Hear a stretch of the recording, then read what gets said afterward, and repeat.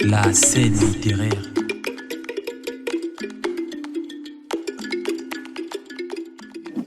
Je ne me représente plus, ça a été fait par le professeur Jean-Claude Abada. Je voudrais remercier le public qui est là cette fin d'après-midi.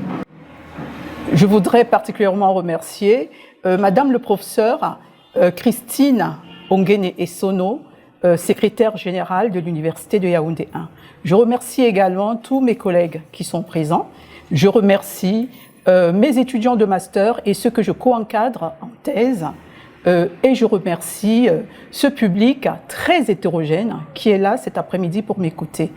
Et je voudrais également remercier la scène littéraire. C'est un formidable programme d'échange entre la scène littéraire donc, et la CEL, qui est l'atelier de critique et d'esthétique littéraire de l'Université de Yaoundé 1, plus précisément du département de français.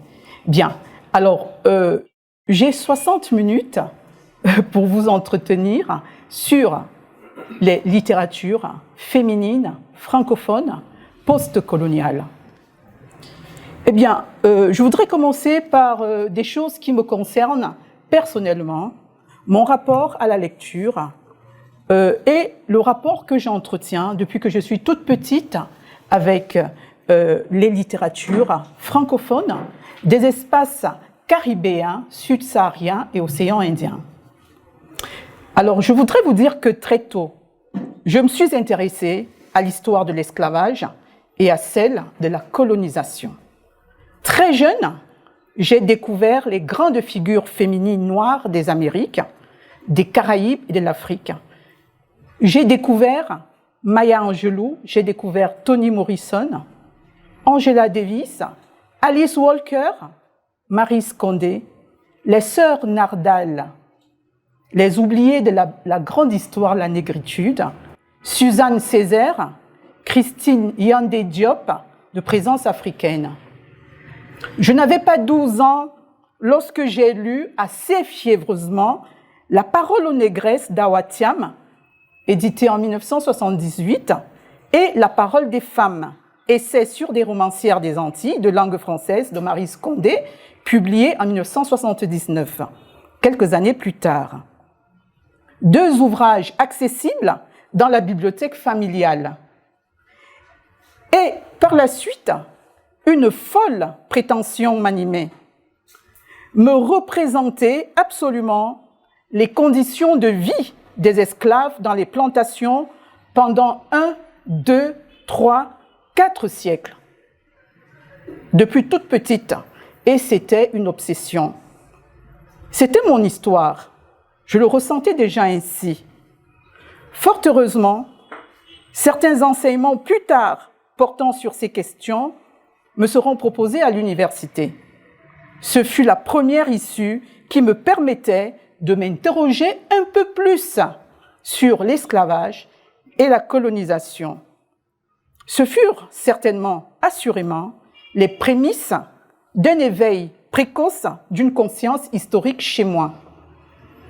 Toutes ces figures tutélaires que vous voyez sur ces murs, Marie Scondé, Ken Bougoul, et de l'autre côté, Maya Angelou, Toni Morrison, toutes ces figures tutélaires, figures de résilience et symboles du marronnage, chacune à sa manière, dans leur combat, des mythes de la réalité, ont façonné assez profondément ma pensée de femme noire intellectuelle, bien plus tard, au fil des décennies.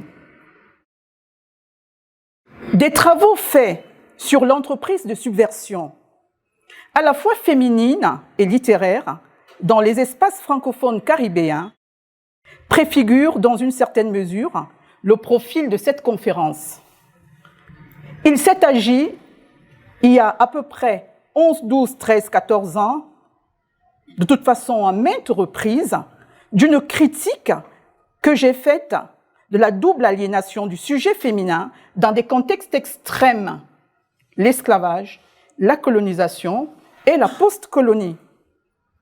Ces travaux m'ont donc permis d'aborder des esthétiques toujours transgressives à partir de la critique postcoloniale et les théories féministes dans un contexte d'études propice à l'émergence des questions relevant des conflits de représentation, des contre-narrations, des refus des hiérarchies déshumanisantes et des remises en question des orientations dominatrices et élitistes de l'explication de l'histoire de l'humanité.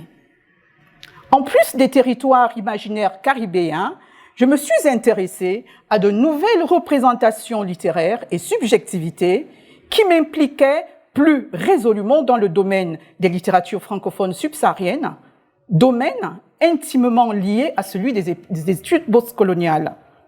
De mon point de vue, et je le pense, et les collègues dans la salle le pensent également, l'enseignement et la recherche constituent deux instances de légitimation de tout parcours universitaire à travers lesquelles se dessinent les contours des positions épistémologiques, la dynamique et la cohérence d'un champ de recherche et d'enseignement.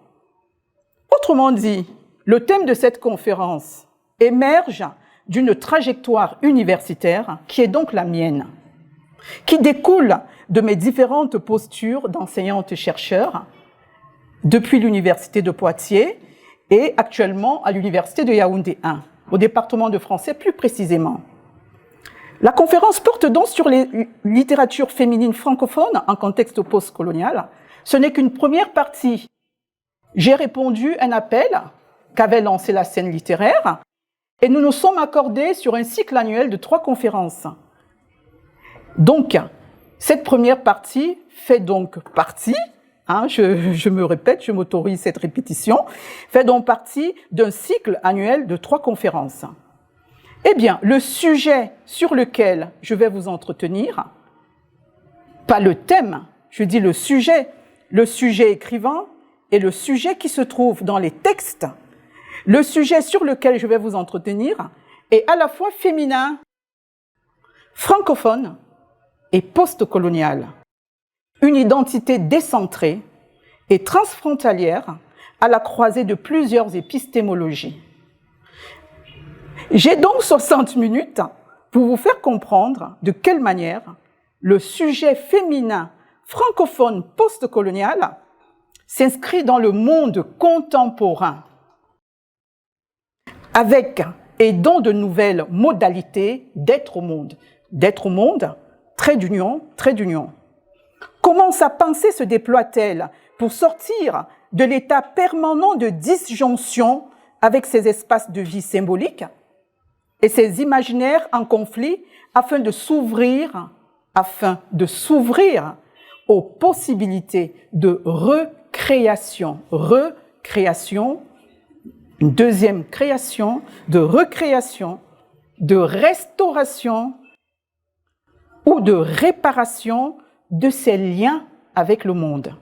Comment les littératures féminines francophones, en contexte postcolonial, rendent-elles audible la parole des subalternes? Comment les voix féminines francophones s'affranchissent-elles des marges pour s'ériger en Hermès des temps modernes? Essentiellement, je m'interroge sur la réinvention du sujet féminin et son appartenance multisituée dans un monde carrefour qui mute sans cesse et qu'il traverse continuellement en se construisant de nouveaux lieux de pouvoir. Pour répondre à ces questions, je structure ma réflexion en 3 grands mouvements qui sous-tendent des logiques d'écriture aptes à rendre compte des voies politiques et transcendantes qui révèlent l'une des propriétés de l'écriture consistant à transformer ce qui jusque-là était une vie nue, N-U-E, une vie nue en un droit. Romuald Foncois parle dans ce contexte, dans ce sens, dans la même perspective, de la démocratie de la littérature. Donc, comment transformer ce qui était jusque-là une vie nue en un droit? Alors, les trois grands mouvements de ma pensée, je les décline. Premièrement, il s'agira de parler des frontières épistémologiques, tendances et permanences pour une herméneutique ouverte. Le deuxième mouvement portera sur le sujet féminin postcolonial, marge, vulnérabilité et subalternité. Et le troisième mouvement sera intitulé, accordez-moi une seconde, Urgence d'écrire et rêve d'habiter autrement le monde. Un titre que j'emprunte à Yannick Laens, le véritable titre, lorsqu'elle fait sa leçon inaugurale, le 21 mars 2019 au Collège de France. Elle intitule, puisque c'est elle qui, la première fois, aura la chaire des littératures francophones, des mondes francophones au Collège de France. Alors, elle va intituler sa leçon inaugurale « Littérature haïtienne, urgence d'écrire et rêve d'habiter ». Moi, je reprends à mon propre compte ce titre que je trouve formidablement bien conçu et qui dit tout. Alors, moi, je réinvestis ce titre, je le réadapte à mon propos. Urgence d'écrire et rêve d'habiter autrement le monde. Alors, frontières épistémologiques, tendances et permanences pour une herméneutique ouverte. J'ai tenu compte du fait que le public est hétérogène. Nous avons des étudiants qui sont dans la salle, des étudiants en cycle de recherche. J'ai des collègues dans la salle. Alors, je vais passer la critique, la théorie aux références bibliographiques, aux références textuelles en termes de fiction, etc. Et je commencerai par vous dire que j'ai un cours en licence 3 qui s'intitule « Une question de la littérature féminine ». C'est une interrogation qui suscite des problématiques inhérentes aux théories du genre et du féminisme et sur les pratiques d'une écriture féminine dans le champ de la littérature française, a priori, initialement. C'est un cours de littérature française. Les axes d'étude de ce cours s'articulent autour des contextes d'émergence et des spécificités de cette littérature féminine, et surtout aussi des difficultés à la théoriser. Je structure cet enseignement en 4 grands mouvements. Questions féministes, variations sur des thèmes communs. L'écriture féminine, une innovation esthétique. De l'écriture féminine à la littérature féminine. Voix féminine dans les littératures francophones postcoloniales. Là, il s'agit de mon plan de cours en 4 parties. Peut-on parler de littérature féminine? Existe-t-il une littérature féminine? Le qualificatif féminine impliquerait-il l'existence d'une essence féminine dans l'écriture? Quelles en seraient donc les caractéristiques? Si Hélène Cixous, Simone de Beauvoir et bien d'autres critiquent dans des démarches fondatrices la position d'infériorisation faite aux femmes dans la société française au nom de la différence, le concept d'écriture féminine serait donc né avec les revendications féministes du XXe siècle en Europe et plus particulièrement en France, tout en s'enrichissant des gender studies américains. Dans un prolongement que j'estime cohérent et que rendent possible les logiques de ce cours, je parviens à introduire une programmation sur les voix féminines francophones postcoloniales en montrant comment elles se défont du féminisme occidental qu'elles jugent hégémonique, eurocentriste et ethnocentriste. Ces voix francophones que j'arrive à greffer à une problématique qui, dès le départ, est en lien, fortement liée à la littérature française, à un cours de littérature française. Donc, ces voix francophones tiennent compte des contextes socio-historiques tels que l'esclavage, la colonisation, de toutes les autres formes de marginalisation contemporaine et de conflits de représentation dont sont victimes les sujets féminins en contexte postcolonial. Le choix des œuvres proposées aux étudiants rend pertinente cette démarche épistémologique, D'ailleurs, quelques-unes de ces œuvres seront évoquées dans la suite de mon propos. Alors, je pense à Gisèle Pineau, Les voyages de Mary Cizal, Elisabeth Chungui, Je vous souhaite la pluie, Natacha Apana, Tropique de la violence, etc.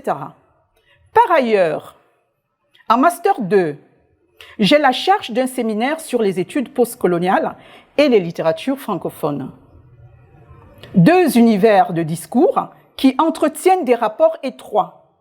Ces littératures ont en effet incontestablement joué un rôle fondamental dans l'essor d'un discours anticolonial à l'heure de la décolonisation, avec des figures pionnières telles qu'Aimé Césaire, France Fanon et Albert Memmi, et renouveler les approches et les modalités de lecture du texte littéraire dans le contexte de la déconstruction et du renouvellement de la pensée occidentale, en insistant sur la double nécessité d'opérer un décentrement du regard sur les discours ayant servi les projets impérialistes et de mobiliser une connaissance approfondie de leurs référents et ou contexte historique, anthropologique et culturel de production et de réception.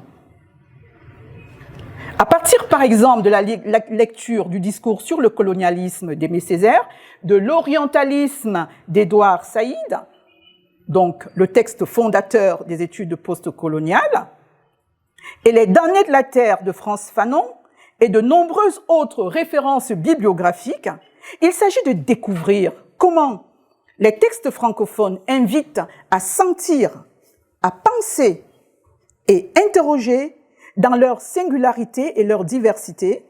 Je peux citer Marie Scondé, Gisèle Pineau, Fabienne Canor, Véronique Tadio, Ken Bougoul, Natacha Apana, Nafissatou Dia Diouf, Léonora Miano, Simone Schwarzbach, Marie Ndiaye, etc. Donc, invite à penser et interroger dans leur singularité et leur diversité les interactions et l'hybridation des cultures qui résultent des situations postcoloniales, souvent complexes, et des dynamiques de mondialisation. Et d'ailleurs, dans la salle, j'ai mes étudiants de Master 2 qui ont l'obligation, après, de faire une restitution de cette conférence, et à qui, il y a quelques semaines, j'ai demandé de lire tous ces textes-là. Bien. Alors, théoriquement, il s'agit d'initier les étudiants à la critique postcoloniale par des textes littéraires francophones. C'est l'objectif. Et puis, d'un autre point de vue théorique, puisque je travaille sur le sujet, je vous présente une réflexion sur le sujet féminin francophone postcolonial. Il me semble important, du point de vue théorique, de rappeler ici les 4 sens du terme postcolonial. Le premier sens de postcolonial est un sens historique, donnant un repère pour les années qui, à partir de l'Inde, en 1947, marquent une rupture radicale dans les rapports entre les gouvernements européens et le reste du globe. Le second sens du terme postcolonial définit l'ensemble d'une production littéraire, culturelle, en ce qu'elle a en commun une langue héritée de la colonisation et, à cause de ce passé, un certain nombre de traits partagés. Littérature postcoloniale lusophone, littérature postcoloniale anglophone, etc. Dans un troisième temps, émerge un autre sens de post. Il s'agit d'un réexamen de tous les préjugés de l'époque coloniale. Les œuvres sont alors étudiées en ce qu'elles réfutent, elles rejettent, elles résistent en proposant des contre-discours. Enfin, le terme postcolonial désigne tout un ensemble théorique interdisciplinaire ou pluridisciplinaire, sociologie, psychanalyse, histoire, sciences politiques, sciences économiques, qui s'interroge sur les discours, la réécriture de l'histoire, l'évolution des mentalités et des imaginaires, et se sent concernés par une quantité croissante de données touchant à l'identité diaspora et aux appartenances plurielles. Les œuvres auxquelles s'intéresse la critique postcoloniale considèrent donc les formes et les thèmes impériaux comme caducs, s'efforcent de les combattre et de réfuter leurs catégories en vue de négocier de nouveaux territoires imaginaires, de langue et de culture. Et pour reprendre Jean-Marc Moura, dans son ouvrage de vulgarisation « Littérature francophone et théorie postcoloniale », c'est une situation de mode d'écriture se caractérisant par le déplacement, la transgression, la révolte, le renouvellement des formes, le jeu, l'humour, l'ironie et surtout la déconstruction. Afin d'éviter une dispersion d'idées, car le thème est immensément riche, littérature féminine, francophone en contexte postcolonial, je circonscris mon propos. Je ne me livrerai pas ici à des analyses textuelles proprement dites. Je n'évoquerai pas les personnages qui traversent les différentes surfaces textuelles. Il m'est donc impossible de rendre compte de façon exhaustive des parcours d'écriture d'un grand nombre d'autrices. Seule une poignée, en fonction d'un choix stratégique qui est le mien, qui est lié aux grandes problématiques contemporaines que je juge opportunes et qui nous interpellent tous, me permettra de parler des rhétoriques décoloniales qu'elles déploient, cette poignée d'autrices, qu'elles déploient dans leurs intentions de rupture épistémique avec l'ordre colonial du savoir. Le deuxième mouvement de ma pensée, après ce cadre théorique, est de reprécision de certains concepts importants pour moi. Je voudrais aborder le cadre du sujet féminin postcolonial, marge, vulnérabilité et subalternité. Eh bien, dans ce cadre-ci, je vais parler des voix féminines du roman francophone postcolonial, celles qui vont au-delà des idéologies essentialistes pour analyser les questions plus globales et fondamentales s'inscrivant dans la postcolonie. Je ne parlerai pas de mariage forcé, je ne parlerai pas de polygamie, je ne parlerai pas je n'évoquerai pas certains thèmes très présents dans les littératures féminines subsahariennes.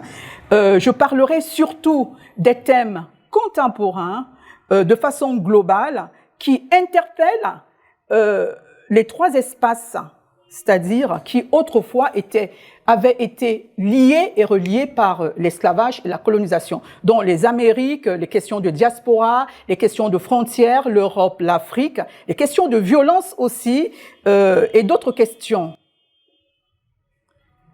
Alors, donc, celles qui vont au-delà des idéologies essentialistes pour analyser des questions plus globales et fondamentales, s'inscrivant dans la postcolonie. Là, je fais référence à Achille Mbembe, son essai de la postcolonie, essai sur l'imagination politique dans l'Afrique contemporaine. En faisant éclater la fixité, en pointant les distorsions, les silences, les limites du discours dominant, en proposant une autre interprétation de ce qui constitue l'historicité. Préalablement, il est important de souligner que le sujet féminin, en présence dans les fictions que nous connaissons tous, se situe généralement dans les marges et développe plusieurs formes de vulnérabilité. On a l'habitude d'entendre chez certaines autrices de la diaspora, ou celles qui vivent ici, ou les afro-descendantes, ou les afro-péennes, les caractéristiques du sujet féminin francophone. Généralement, il existe, on parle de trois tares. Les trois tares, on est femme, on est noir, et puis on est intellectuel. Ce sont les trois tares. Forcément, quand on est intellectuel, on pense, on réfléchit, on émet des idées, on conteste, on déconstruit, et par conséquent, cette aptitude, cette capacité-là devient une tare. Donc, le sujet féminin en présence dans les fictions se situe dans les marges et développe plusieurs formes de vulnérabilité. Approximativement, tous les textes romanesques caribéens réactualisent, et même les textes du Sud-Sahara, réactualisent le thème de la violence. Ces sociétés ont hérité du colonialisme, un système de violence institué en pratique sociale qui fragilise les liens humains et assujettissent les femmes aux hommes, considérés dans les Caraïbes, par exemple, comme les nouveaux maîtres. Ce passé colonial a, par exemple, fragilisé la filiation. entraînant une altérité déséquilibrée et confuse qui fait subir aux femmes la violence corporelle et psychologique, la dépossession de soi. Frantz Fanon rappelle dans Les damnés de la terre le système de violence installé par le colonialisme et ancré dans les structures culturelles et sociales des îles caribéennes et même des pays du Sud-Sahara. Maryse Condé affirmait déjà, en parlant de marge, en parlant de fragilité, en parlant de vulnérabilité, Maryse Condé affirmait déjà qu'être femme et antillaise, c'est un destin difficile à déchiffrer. Une interview qu'elle avait accordée à Notre Librairie en 1984. Et Gisèle Pineau, dans son article paru dans Penser la créolité, un collectif qu'ont dirigé Maryse Condé et Cotonnet-Age, dans un article « Écrire en tant que femme noire ». Et dans cet article, elle pose toutes les difficultés que rencontre une femme noire dans les sociétés caribéennes. Elle y évoque toutes sortes de formes, toutes sortes de réductionnisme, toutes sortes de fétichisme identitaire, toutes sortes de vulnérabilités dont est victime la femme noire. Et la difficulté qu'a la femme noire en tant que sujet écrivant d'écrire tout cela. Dans les romans, la première génération des écrivaines francophones subsahariennes, les femmes ont été représentées comme des symboles de la terre-mère, les gardiennes de la culture ancestrale. Elles ont aussi été dépeintes comme des prisonnières, prisonnières des traditions sclérosées, sous le joug d'un système patriarcal hérité de la colonisation, prisonnières des totalitarismes culturels. Pas un roman, à ce que je sache, écrit par une autrice francophone subsaharienne, ne parle des violences, ne parle des pesanteurs culturelles et de tout ce que peuvent vivre les femmes dans ces marges-là. Cependant, la prise en compte des contextes contemporains révèle des personnages littéraires féminins de plus en plus affranchis de ces stéréotypes-là. L'auteur francophone postcolonial, l'autrice francophone postcoloniale, sujet écrivant, se projette donc dans une humanité en devenir et s'oblige à repenser l'en commun, EN, trait d'union, commun, dans un monde où les valeurs de la mondialité participent aux nouvelles représentations du monde. Et bien donc l'autrice féminine francophone essaye de se faire une place dans ces espaces de réflexion-là. Dans ce sens, le rapport à d'autres altérités s'érige en un impératif. Faire advenir les mondes francophones exige de passer par de nouvelles narrations qui rendront plus audibles les savoirs, les cultures et les altérités qui les constituent.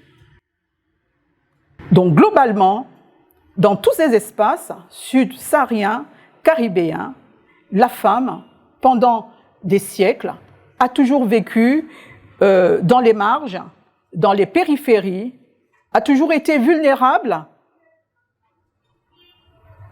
etc. Le troisième mouvement de ma pensée, qui s'intitule donc « Urgence d'écrire et rêve d'habiter autrement le monde », je l'ai dit tout au début de mon propos, j'emprunte ce formidable titre à Yannick Larens, qui est donc une écrivaine haïtienne. Yannick Larens, je la présente très rapidement, écrivaine haïtienne, est la première titulaire la chaire Monde francophone du Collège de France, qui a été donc créée avec l'Agence universitaire de la francophonie en partenariat avec le Collège de France. Et ces deux institutions entendent ainsi illustrer la diversité, la richesse des mondes francophones en donnant une tribune aux chercheurs des pays ayant le français en partage. Créée pour 3 ans, cette chaire accueille chaque année une grande voix de la francophonie issue de différents domaines des lettres, des arts et des sciences. Sa leçon inaugurale du 21 mars 2019 s'intitulait donc « Urgence d'écrire et rêve d'habiter ». Eh bien, dans cette partie de ma réflexion qui s'intitule, et je me répète, « Urgence d'écrire et rêve d'habiter autrement le monde », j'ai pensé qu'il était important de faire émerger des problématiques qui intéressent le sujet féminin francophone postcolonial dans le monde contemporain. Alors, la première problématique porte sur l'histoire avec H majuscule, sur les traces et les mémoires de cette histoire-là. La deuxième grande problématique qui intéresse le sujet féminin francophone postcolonial, à mon sens, c'est le rapport à la langue française. Et la troisième problématique, c'est le corps de la femme. Une esthétique de la corporéité qui trouble le genre. Pour reprendre un tout petit peu Judith Butler, trouble dans le genre. Et une quatrième problématique qui me tient à cœur et qu'on retrouve quasiment dans la plupart, presque dans tous les textes écrits par les femmes du Sud-Sahara, des Caraïbes, c'est la problématique des identités frontalières. C'est l'esthétique transfrontalière qu'elles défendent, qu'elles promeuvent. Ensuite, un autre point qui sera sans doute le dernier, sujet francophone postcolonial. 2 points, un nomade relationnel. Au départ, sujet féminin francophone postcolonial et à la fin, sujet francophone postcolonial. Le féminin disparaît, 2 points, un nomade relationnel. Alors j'en ai parlé au professeur Abada, qui fait la modération ce soir. Il m'a demandé pourquoi je faisais disparaître le féminin et que c'était un peu osé. Et je pense que tout à l'heure, je dirais pourquoi. Il y a cette métamorphose-là. Le féminin disparaît et on a tout simplement sujet postcolonial. L'histoire, les traces et les mémoires dans les parcours des littératures féminines francophones postcoloniales. Dire l'esclavage aujourd'hui revient à considérer les mouvements de pensée transatlantiques, et je pense à l'Atlantique noir de Paul Gilroy. D'abord, je voudrais quand même revenir sur des échanges que j'ai souvent, soit avec les étudiants, soit avec des personnes avec qui je partage un même environnement intellectuel, et qui pensent que la question de l'esclavage, la colonisation est ressassée. Non, je ne pense pas. C'est une histoire qui est très actuelle. C'est une histoire qui est très actuelle parce que il n'y a jamais eu de réconciliation de mémoire. Les mémoires se trouvent aujourd'hui dans un processus de réconciliation. Nous assistons tous à ce qui se passe à travers le monde depuis quelques années.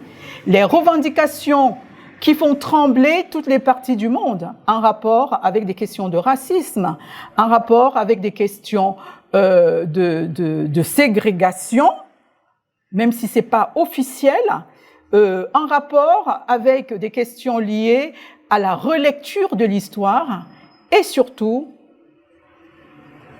ces personnes-là qui appartiennent à des associations qui militent pour que l'histoire de l'esclavage, l'histoire de la colonisation soit moins opaque. Quand on discute avec des chercheurs qui travaillent sur ces questions dans les sciences humaines, ils vous diront qu'ils ont du mal, ici au Cameroun, à rentrer en possession de certaines archives. Ils sont obligés de se déplacer, de se rendre en Europe, par exemple, pour pouvoir consulter certains documents, et même que beaucoup de documents, sinon la plupart, sur l'esclavage, dans des villes anciennement esclavagistes comme Bordeaux, Nantes, etc. et tout, beaucoup de documents sont encore fermées au public pendant au moins 2 siècles. Moi, je l'ai lu dans un article. Alors, pourquoi ne pas rendre cette histoire-là publique? Pourquoi la taire? Pourquoi refuser de se réconcilier avec son passé? Alors, ce ne sont pas des revendications vaines. Et je pense que toutes les questions qui relèvent de l'histoire de l'esclavage, la colonisation, de l'esclavage aussi, devraient interpeller les Africains, les chercheurs africains. Il y a très peu de choses, je parle de ce que je sais, en littérature, en Afrique, dans des départements d'études francophones, il y a très peu de choses qui sont faites sur l'esclavage. Et c'est pourquoi un auteur comme Léonora Miano, qui a eu le courage de dire autrement cette histoire-là dans sa trilogie africaine, peut être salué, etc. Donc c'est une histoire qui est contemporaine, c'est une histoire qui nous concerne. Nous sommes tous héritiers de cette histoire qui est très lourde, mais qui reste opaque. Donc dire l'esclavage aujourd'hui revient à considérer les mouvements des pensées transatlantiques, je pense à l'Atlantique noir de Paul Gilroy, autour de cette question. Les paradigmes des mémoires, traces et commémoration de l'esclavage, et d'ailleurs, je vais prendre part à un colloque qui se tiendra au mois de mai au Bénin et qui portera sur les mémoires de l'esclavage. Et même que, normalement, il y a un argumentaire qui a été publié récemment qui porte aussi sur un colloque sur les mémoires et l'esclavage qui se tiendra à l'université de Yaoundé. Alors donc, les paradigmes des mémoires, traces et commémoration de l'esclavage suscitent toute une esthétique, une pensée et une intention poétique où se rencontrent les imaginaires les plus imprévisibles qui tentent de redire l'esclavage dans ses pires horreurs et complexités. Depuis la reconnaissance de l'esclavage comme crime contre l'humanité en France, on se souvient tous bien de la loi Taubira en mai 2001. Et moi, j'étais déjà en France. Et je me souviens que cette loi-là, quand elle a été votée à l'Assemblée nationale, il y a eu des voix qui se sont élevées pour dire que l'esclavage ne devait pas être considéré comme un crime contre l'humanité. Et ces personnes-là, évidemment, des parlementaires, reconnaissaient les bienfaits de l'esclavage au plan économique, etc., de même que la colonisation. Et je me souviens, ces années-là, il y a un article qui paraît donc dans une réédition du dictionnaire Robert, qui reconnaissait clairement les bienfaits de la colonisation. Évidemment, les associations des afrodescendants, afropéens et autres sont descendus dans la rue, ont contesté, et cet article a été retiré du Robert. Donc, qui tente de redire l'esclavage dans ses pires horreurs, et complexité. Depuis la reconnaissance de l'esclavage comme crime contre l'humanité en France, loi Taubira, 21 mai 2001, plusieurs autres dates, événements et travaux participants du méta-récit des commémorations questionnent les mondes et les routes de l'esclavage. Et vous n'aurez pas un seul texte caribéen qui ne parle pas de l'esclavage. Généralement, c'est des récits qui les auteurs utilisent des métaphores, des histoires ordinaires en réalité, qui sous-tendent toutes les logiques de domination provenant de l'impérialisme, des impérialismes de l'esclavage. Les littératures féminines francophones accordent une place de choix à ce paradigme-là. Les textes narratifs postcoloniaux, la trilogie africaine d'Eleonora Miano, deviennent donc des lieux où s'affrontent les mémoires de l'esclavage dans le but de les repenser. Alors, repenser, P-E-N-S-E-R, repenser, c'est-à-dire penser une seconde fois, ou repenser quand on pense une blessure, donc repenser. Il me reste 20 minutes et je n'ai même pas encore fait la moitié de ce que j'ai prévu. C'est plus de la moitié. Bien. Alors, donc, dans sa trilogie africaine de Léonora Miano, dans des lieux où s'affrontent les mémoires de l'esclavage, dans le but de les repenser. Des choix esthétiques complexes et dérangeants, bien sûr. Je me souviens de ce qui est arrivé à Léonora Miano, tout ce qui a été fait comme critique autour de ces textes, parce qu'elle a osé présenter l'histoire de l'esclavage autrement dans cette trilogie-là. Donc, des choix esthétiques complexes et dérangeants, à la remise en question des différents héritages et filiations autour de l'esclavage, ces textes déconstruisent les impostures mémorielles. J'appelle ça, il y a toute une économie de mensonges autour de l'histoire de l'humanité. L'esclavage, la colonisation. Il y a des choses que nous ne connaissons pas, ou alors il y a des choses que nous avons intégrées parce que nous les avons acceptées, parce que nous les avons toujours lues de cette manière-là, parce que les autres ont produit des discours, même si ces discours ne nous conviennent pas, nous les avons toujours lus, nous les avons intégrés et nous les considérons comme tels. Pourtant, très souvent, ce sont des impostures mémorielles. Et j'appelle cela une économie du mensonge. Des impostures mémorielles pour de nouveaux savoirs et discours sur l'esclavage. De nouvelles réappropriations de l'histoire de l'esclavage et de la colonisation à travers souvent des histoires peu communes dans les textes narratifs, dans des trames narratives simples ou complexes, réactualisent une profonde quête contemporaine du sujet féminin postcolonial. Donc, le sujet féminin postcolonial s'intéresse aussi à cette question-là, la question de l'esclavage, la question de la colonisation, la question de la post-colonie. Par ailleurs,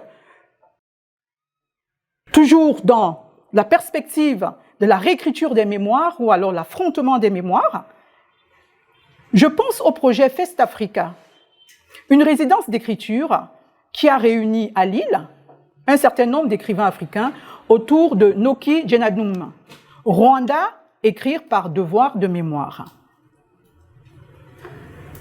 Véronique Tadjo a pris part à ce projet pour rendre compte de l'une des tragédies africaines les plus cruelles, le génocide rwandais. C'est de l'histoire. Affrontement des mémoires. Ils ont fait le voyage. Ils se sont rendus au Rwanda. Certains ont écrit des pièces de théâtre. Certains, des recueils de poésie. D'autres, des romans. Et donc, elle va publier L'ombre d'Imana.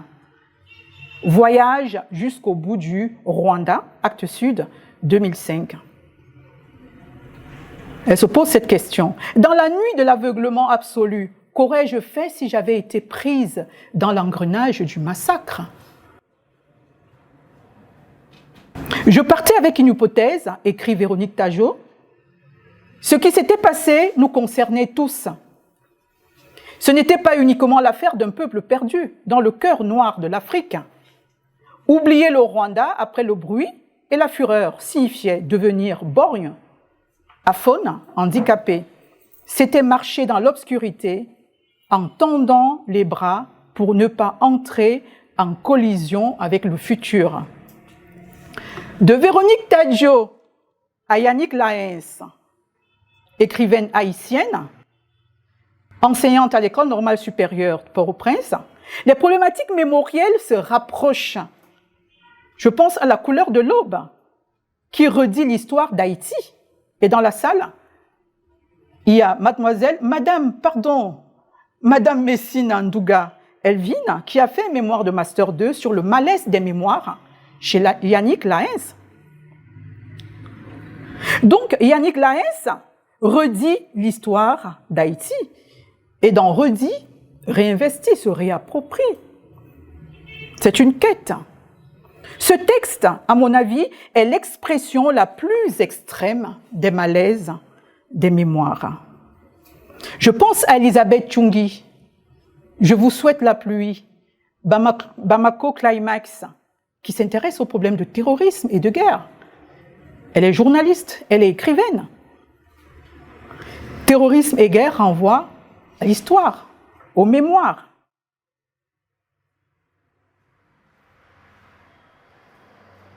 Faire advenir les mondes francophones exige de passer par de nouvelles narrations qui rendent plus audibles les savoirs, les cultures, les altérités qui les constituent. Et je reprends pour une deuxième, une troisième fois Yannick Laens, un extrait de sa leçon inaugurale au Collège de France. Une autre problématique qui intéresse le sujet féminin francophone post-colonial, le rapport à la langue française. Évidemment, les autrices francophones sujets écrivants, vis-à-vis de certains cadres épistémologiques et certaines institutions officielles, telles que la francophonie ou alors l'usage de la langue française, rejettent certaines choses. Je me souviens, à l'occasion du 2e anniversaire de l'année francophone internationale, un colloque s'est tenu en mai 2001 à Paris, sous la présidence de Boutros Boutros-Ghali. Il était alors secrétaire général de l'Organisation internationale de la francophonie. La parole avait été donnée à Calix Beyala, qui rejetait la francophonie telle qu'on la présente et telle qu'elle est, et promouvait plutôt, essayait de promouvoir la francophonie populaire. Donc, une langue qui intègre toutes sortes de réalités provenant d'ailleurs, l'ailleurs. Marie Scondé, dans son témoignage ou au cours de sa communication, a évoqué la question de la francophonie fétichiste dans sa famille. On sort de l'esclavage. Ensuite, on entre dans la colonisation. Eh bien, pour ses parents, qui étaient les premiers petits bourgeois de la Guadeloupe, la langue française était la langue de l'élite, ce qui était vrai. Savoir parler français, c'était appartenir à une élite. Il était strictement interdit de parler le créole, etc. Beaucoup d'entre nous ont des parents qui ont vécu la même chose ici, en Afrique subsaharienne, quand ils étaient tout petits dans les écoles primaires, etc., et même dans les collèges. Interdiction de parler les langues du pays. Donc Marie Scondé refuse cette francophonie fétichiste-là. Et d'ailleurs, elle interpelle Calix Beyala en lui disant « Si toi et moi, je reprends à peu près leur dialogue, si toi et moi on décide d'écrire sur un thème, on s'accorde sur la structure de l'histoire, de la situation initiale à la situation finale, la structure basique d'une histoire, le thème est le même. Tu diras, toi, Calix, des choses dans ta langue, et moi, j'utiliserai la langue française comme toi. Tu l'auras utilisé, la langue française, mais elle sera utilisée différemment. Et donc, toutes les deux s'accordent à dire que la langue française, telle qu'elle est proposée, eh bien, elle renforce les questions de marginalité, elle renforce la question de l'opposition centre-périphérie, elle renforce les questions liées à la subalternité, etc. Assia Djebar qualifie carrément le français de langue marâtre, et on sait que dans marâtre, il y a une partie, c'est un suffixe, non, de connotation péjorative, etc. Les femmes sont conscientes du pouvoir symbolique de l'écriture et des mots. Elles se servent du français comme elles veulent.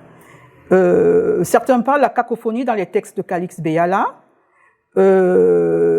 Chez Marie Scondé et Simone Schwarzbart, Gisèle Pinault, Fabienne Canor, très souvent, elles ne se gênent pas de proposer des traductions, des phrases créoles qui sont intégrées dans leurs textes. Parfois, elles proposent un lexique, parfois non.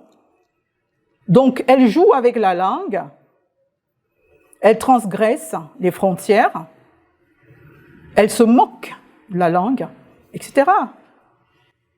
Et je vais citer Marina Yagello dans son texte très connu « Les mots et les femmes », qui souligne dans ce sens que le rapport à la langue passe par son rapport à la société, bien évidemment. Elle dit « La langue n'est pas faite uniquement pour faciliter la communication, elle permet aussi la censure, le mensonge, la violence, le mépris, l'oppression, de même que le plaisir, la jouissance, le jeu, le défi, la révolte. La langue est un miroir culturel qui fixe les représentations symboliques et se fait l'écho des préjugés et des stéréotypes en même temps qu'il alimente et entretient ceci.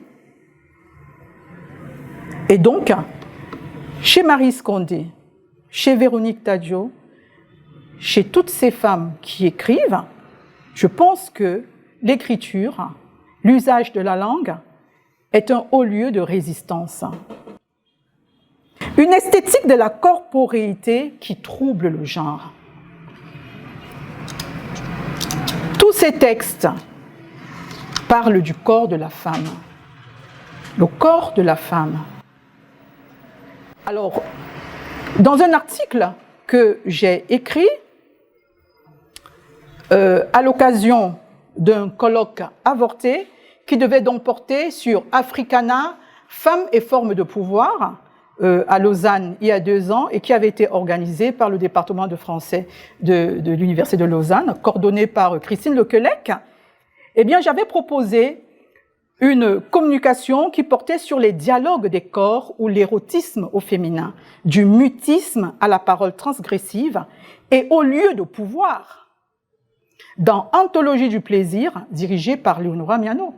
C'est un recueil de 12 nouvelles. Alors, j'aime beaucoup ce recueil-là. C'est pas parce qu'il parle de la sexualité, non. C'est parce que de façon très dense et synthétique, les auteurs parviennent à parler du corps de la femme. Elles sont 12. Et toutes appartiennent aux 3 univers, aux 3 espaces cités dès le départ. Donc les Caraïbes, le Sud-Sahara et l'océan Indien. Donc c'est une anthologie dirigée par Leonora Miano. Alors, je me proposais de dire ceci. Loin d'être exclusivement une démarche esthétique de dévoilement, représenter le corps du sujet féminin postcolonial s'enracine bien plus dans le désir de réexaminer un discours dominant, souvent falsifié et réducteur, sur ce que seraient ses états et profondeurs. Ainsi, la multiplicité des points de vue dans Volcanique Anthologie du plaisir s'accorderait avec l'idée d'éclatement des mises en discours de la sexualité féminine en question dans les textes. L'objet littéraire, la sexualité, c'est un objet littéraire de plus en plus exploré. Je pense au texte de Nathalie Etoquet, l'écriture du corps féminin dans la littérature de l'Afrique francophone et au Sud-Sahara.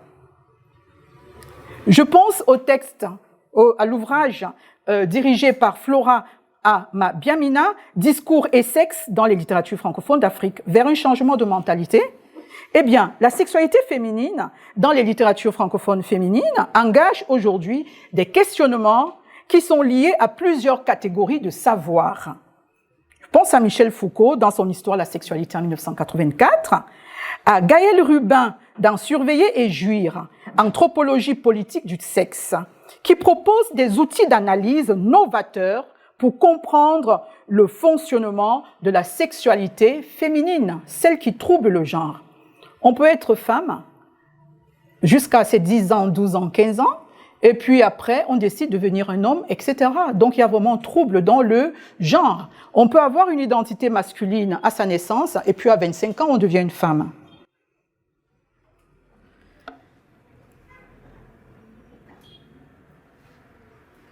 Vous me permettez de boire un peu d'eau, s'il vous plaît? Et un mouchoir aussi, s'il vous plaît. Merci.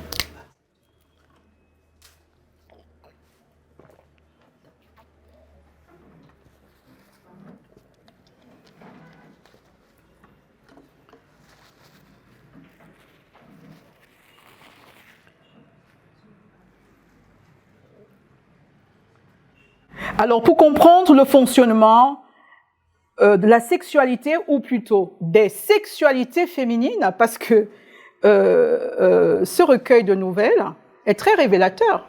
Il existe plusieurs sexualités féminines, pas qu'une seule. De comprendre plusieurs sexualités masculines rencontrées dans quelques parcours descriptifs de ce recueil, aux prouesses narratives éruptives sur le corps féminin dans toutes ses tensions. Cette scénographie de la corporéité revêt tantôt des formes sacrées et mystérieuses, tantôt triviales, bruyantes et carnavalesque, c'est mon point de vue, puisque j'ai analysé les 12 nouvelles. Par ailleurs, ces récits, dans toute leur diversité, démontrent le caractère transgressif d'une parole qui se libère. L'intérêt de cette réflexion est de dire comment émerge la réflexion sur la corporéité dans les littératures féminines francophones, et de dire comment émerge l'exigence de déchiffrement de soi-même et de son intimité dans une perspective d'affirmation d'une individualité comme lieu de pouvoir et de déconstruction et de reconstruction. C'est mon point de vue. Des portraits au féminin de l'intérieur dans des perspectives féminines qui viseraient à se libérer de la simplification réelle ou supposée de la fabrication masculine du féminin. Quel rapport de soi à soi-même le sujet féminin postcolonial établit-il? Ce propos se veut plus une analyse des discours du sujet féminin sur sa sexualité et ses effets, les effets de cette sexualité sur les rapports sociaux. Comment, je m'interroge, comment la réappréciation du masculin-féminin, et là je cite Françoise Héritier, dans son ouvrage « Masculin-féminin, la pensée de la différence » paru en 1997, alors comment la réappréciation du masculin-féminin par le questionnement du jeu des regards provoque-t-elle des troubles dans le genre? Judith Butler, 2005. Dans un autre texte de Judith Butler que j'aime bien, ces corps qui comptent, ces corps de femmes qui comptent, de la matérialité et des limites discursives du texte. Édité en 2018. Judith Butler, à travers une reprise critique du concept foucaldien de contraintes productives, pose la manière dont les corps peuvent défaire les normes qui les constituent et devenir le lieu d'une puissance d'agir transformatrice.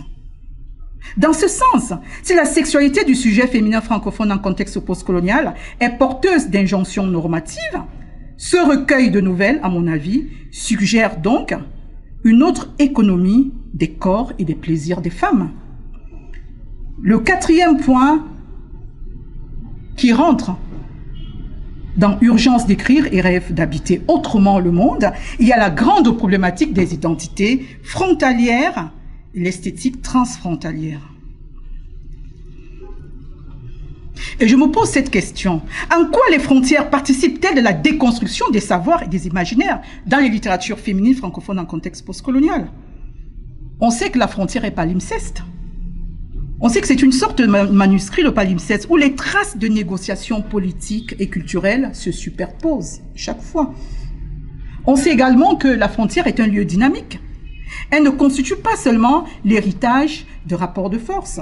À ne chercher à comprendre les frontières qu'en fonction des États et des organisations internationales qui les gouvernent, on perd de vue leur nature anthropologique et leur dimension profondément dialectique. C'est à la frontière que l'on se définit face à l'autre.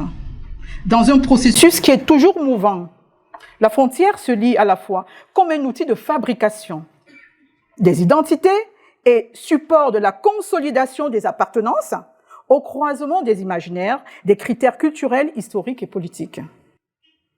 Nombreux sont les agencements et les dispositifs littéraires en contexte postcolonial visant à repousser les frontières, donc à les transgresser dans les pratiques ou de manière symbolique.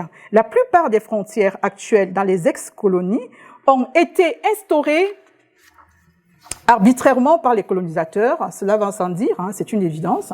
Par la suite, leurs conditions de franchissement ont été élaborées par les mêmes colonisateurs. Ceci étant, la problématique des impasses frontalières et la protection des territoires coïncide avec celle des exclusions violentes. On le retrouve dans tous les textes francophones postcoloniaux. La conscience aiguë de la frontière se matérialise bien plus chez Léonora Miano, dans une esthétique dont les contours se dessinent en termes de dialogue de voix transatlantiques et la mise en scène du patrimoine relevant de l'esclavage et dont nous sommes tous dépositaires, tels des Asrétins, par exemple, et tous ces textes. Et d'ailleurs, son essai intitulé « Habiter la frontière ». Dit tout. C'est un ensemble de plusieurs conférences qu'elle a faites à travers le monde et qui portent essentiellement, ou voire même uniquement, sur les questions de frontières. Comment être sujet féminin francophone et habiter la frontière et mettre les frontières à l'épreuve et transgresser les frontières. Toutes sortes de frontières, bien sûr. Ce propos est développé dans un de mes articles, Léonora Miano, esthétique transfrontalière et réinvention des imaginaires diasporiques. Comment Léonora Miano déconstruit-elle la géographie des origines? Évidemment, quand on revendique les frontières, ce qu'on fait, c'est qu'on rejette les constructions essentialistes. Cela va de soi. On rejette toutes sortes de fétichismes identitaires. Alors, Léonora Miano déconstruit la géographie des origines. Répondre à cette question revient à dire qu'habiter la frontière résulte des héritages culturels hybrides, des identités mobiles. Et elle le raconte dans cet essai-là.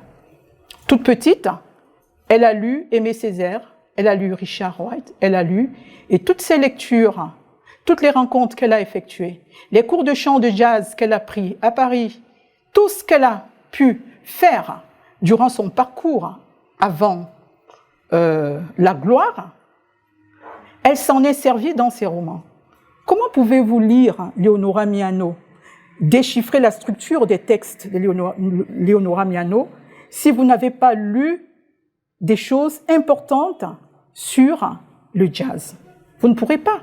Elle-même, elle explique dans Habiter la frontière comment elle conçoit, elle développe son écriture sur la base de la structure du chant jazz. Et elle a pris, au départ, elle pensait être une chanteuse de jazz. Mais au bout de 2 ans de cours, elle s'est rendue compte qu'elle n'avait pas assez d'aptitude pour ça. Et donc, mais quand même, elle se sert du jazz pour écrire. Donc, répondre à cette question revient à dire qu'habiter la frontière résulte des héritages culturels hybrides, des identités mobiles et des lieux interstitiels dont les ruptures et les dépassements donnent lieu à de nouvelles modalités d'une conscience de soi dans le monde. Pour Léonora Miano, il s'agit donc de déconstruire tout essentialisme protecteur des mythes fondateurs et de nourrir la conscience de l'Atlantique noir. C'est à cette condition que la désoccidentalisation des imaginaires sera possible. Donc, évidemment, Maryse Condé, dans tous ses textes, rejette également les essentialismes. Pour elle, il faut vivre à la lisière. Pour elle, il faut vivre à la frontière. Et le parcours de Maryse Condé, lui seul, répond à cette question. Elle quitte la Sorbonne très, très jeune, après son 2A. Elle rencontre Mamadou Condé à Paris, qui est un bel homme, près de 2 mètres. Il est acteur, il joue de très belles pièces théâtrales et tout. Et elle tombe amoureuse de lui. Il lui promet l'Afrique. Elle avait toujours rêvé de l'Afrique. L'Afrique de la négritude. L'Afrique d'Aimé Césaire, l'Afrique de Senghor et l'Afrique de Léon Gontran Damas.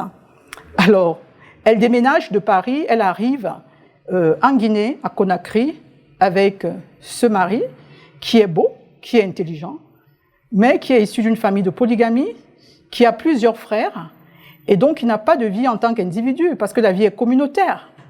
Et Maryse Condé réalise qu'elle n'a en commun que la peau, avec l'Afrique, son mari, sa belle famille, les voisins, etc.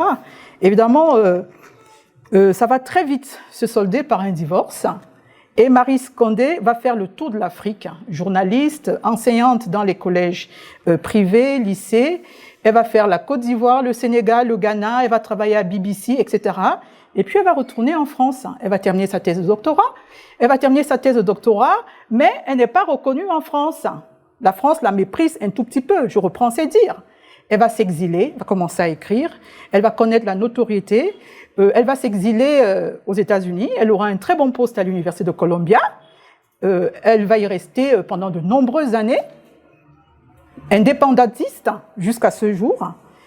Elle retournera plus tard vivre en Guadeloupe, très malade, vieille, elle quittera la Guadeloupe et aujourd'hui elle est en France. Donc voilà une identité, elle a 87 ans, voilà une identité frontalière, une identité qui bouge, une identité qui se refait, une identité qui se reconsidère en permanence. Donc pas de fixité, pas d'immobilité. Donc, repenser les identités contemporaines subsahariennes, afropéennes et afrodescendantes, se plierait à l'exigence d'une désobéissance épistémologique de la part du sujet culturel postcolonial aux prises avec l'histoire. Fatou Diom, dans ses textes « Le ventre de l'Atlantique »,« Les veilleurs de Sangomar »,« Celles qui attendent », initie une réflexion sur de nouvelles cartographies imaginaires. Le territoire se pense désormais comme un lieu de passage qui traverse les imaginaires en les enrichissant. La déspatialisation des imaginaires s'effectue dans une logique de décentrement et de mise à l'épreuve des frontières, qui se transforme en zone d'indiscernabilité, autorisant toutes sortes de mutations et de réversibilité identitaire. Dans ce sens, on peut parler de déconstruction des imaginaires géographiques, dans la mesure où le sujet féminin francophone post-colonial fait naître à chaque fois des chemins des libertés pour ces personnages en quête d'absolu, refusant les cloisonnements ou rejetant la fatalité. Alors, je ne reviens pas sur le périple de Maryse Condé, le périple de Calixte Béala, qui est parti de Nouvelle pour la France, pour l'Espagne, ensuite la France, et après l'Angleterre pour des raisons familiales, et après la France, et un tout petit peu la France, et après le Cameroun, entre Douala et Yaoundé, avec des projets pleins dans la tête pour les écrivains francophones subsahariens. Et c'est ça, les migrants en contexte francophone postcolonial. Le sujet féminin postcolonial devient un nomade. Le sujet devient un nomade. Alors, ces migrants s'érigent en personnages conceptuels. C'est pas moi qui ai inventé le concept personnage conceptuel. Il est de Gilles Deleuze. Les personnages conceptuels sont des personnages fictifs ou semi-fictifs qui tracent de nouveaux territoires de pensée.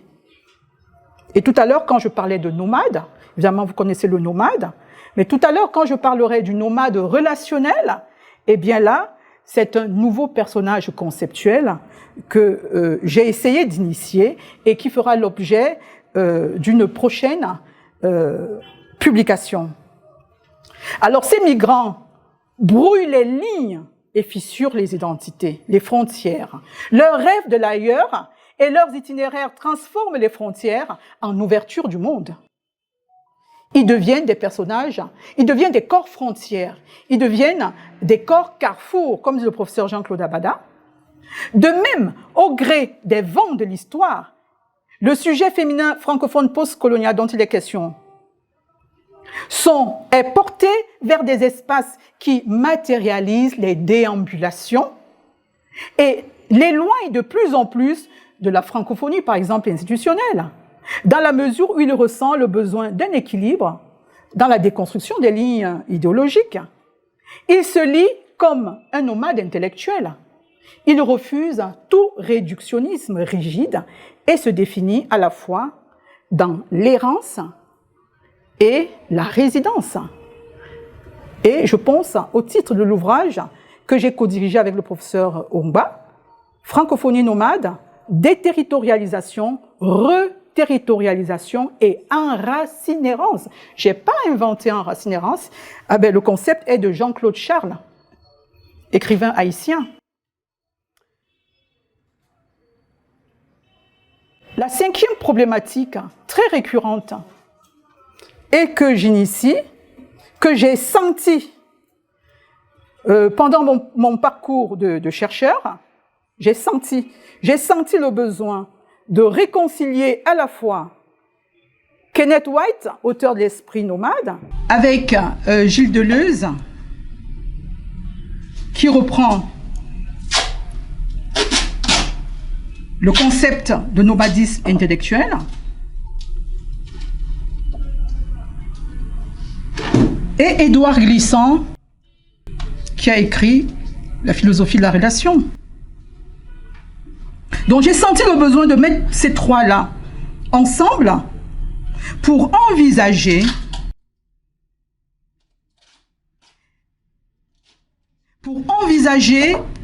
pour m'interroger plus profondément encore ce qui fait l'identité du sujet francophone post-colonial. Et donc, pour des besoins d'historiographie du concept, je voudrais dire que l'article que j'ai écrit donc dans cet ouvrage et qui s'intitule « Frontières fantasmées, frontières vécues, des figures nomades pour quels itinéraires francophones ?» me donnait déjà la possibilité de mettre en route ce personnage conceptuel qui est donc le nomade relationnel et qui me permet, comme je l'ai dit tantôt, de réconcilier Édouard Glissant, Gilles Deleuze et Kenneth White. Évidemment, la grosse querelle entre Gilles Deleuze et Kenneth White. Gilles Deleuze avait été membre de son jury de soutenance de thèse de doctorat et Kenneth White, dans ses écrits, ses interviews, a toujours pensé que Gilles Deleuze lui avait piqué ce concept-là. Et donc, je m'amuse souvent à lire ces interviews. C'était quelqu'un de très bouillant, de très belliqueux, un peu belliqueux, vindicatif. Je parle de Kenneth White. Et en retour, Gilles Deleuze ne lui a jamais répondu. Il a gardé le silence. Donc, je voudrais dire que le nomade relationnel, le sujet francophone postcolonial, qui est perçu donc comme un nomade relationnel, tout part en fait d'une perception que j'ai du monde actuel et qui me permet de dire que la mondialisation, les crises économiques et les ruptures idéologiques nous arrachent toujours à la conscience d'un ancrage qui nous identifie à une terre. Et cette conscience éclatée de l'entre plusieurs se négocie aux confins des traversées, des croisements des pluralités et des agencements des hétérogénéités. Donc une réflexion sur les francophonies nomades, ce livre-là, cet ouvrage-là, augure des phénomènes liés à la pensée nomade, à la pensée en exil et celle de l'enracinérance. Ces trois paradigmes qui font le titre de l'ouvrage, suffisamment conciliables, renvoient aux itinéraires francophones, qu'ils soient féminins, qu'ils soient masculins, tenus par un impératif transgressif face aux champs académiques et dogmes épistémologiques établis par un centre impérialiste. Et je pense à l'essai de Leonora Miano, intitulé « L'impératif transgressif ». Le nomade, qu'est le sujet féminin francophone postcolonial, si vous voulez, et qui devient à la fin le sujet francophone postcolonial tout court. Eh bien, ce nomade-là ne possède pas l'espace, mais en repousse les frontières. Pour lui, le point d'eau n'existe que pour être quitté. Seul compte le déplacement, l'intervalle, l'intermittence, la suspension, la discontinuité, et non le point fixe et figé. Ainsi, se modèlent les identités littéraires francophones, à partir de ces marges, lieu de toutes sortes de résistances et de dépassements. Dans cette perspective, la triple expérience de la déterritorialisation, de la reterritorialisation et de l'enracinérance oblige le sujet francophone postcolonial à habiter les frontières, tout simplement. Et donc, je vais terminer par ce titre. De la figure du sujet féminin francophone postcolonial à celle du nomade relationnel. Marie Scondé, Fatou Diom, Assia Gebar, Léonora Miano, Véronique Tadio, Elisabeth Chungi, Calix Beyala, Ananda Devi, Natacha Apana sont des sujets francophones postcoloniales tout court et en passe de devenir des figures de nomades relationnels. Je vous remercie.